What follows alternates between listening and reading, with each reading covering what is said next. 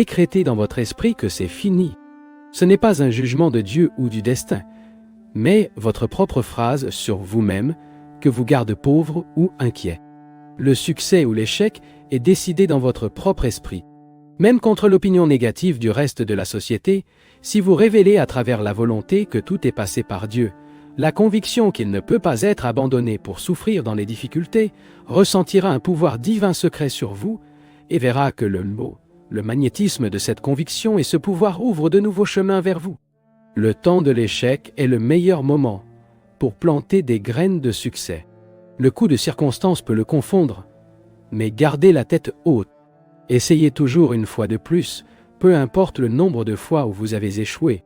Combattre quand vous pensez que vous ne pouvez plus vous battre, ou quand vous pensez que vous avez fait de votre mieux, ou jusqu'à ce que vos efforts soient couronnés de succès. Apprenez à utiliser la psychologie de la victoire. Certaines personnes conseillent « Ne parlez pas du tout d'échec », mais ça ne résout pas. Tout d'abord, analysez votre échec et vos causes. Profitez de l'expérience et n'y pensez plus. Bien qu'elle ait souvent échoué, l'homme qui continue de s'efforcer, qui n'est pas vaincu intérieurement, est une personne vraiment victorieuse. La vie peut être sombre, les difficultés peuvent se présenter, les opportunités peuvent être inutilisées, mais je ne pense jamais « Je suis liquidé, Dieu m'a abandonné ». Qui pourrait faire quelque chose pour ce genre de personnes? Votre famille peut vous abandonner. Bonne chance peut sembler le quitter.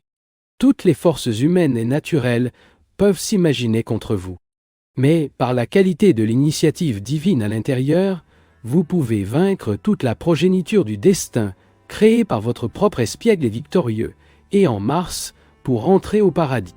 Si vous êtes guidé par la conscience divine, alors même lorsque l'avenir semble absolument noir,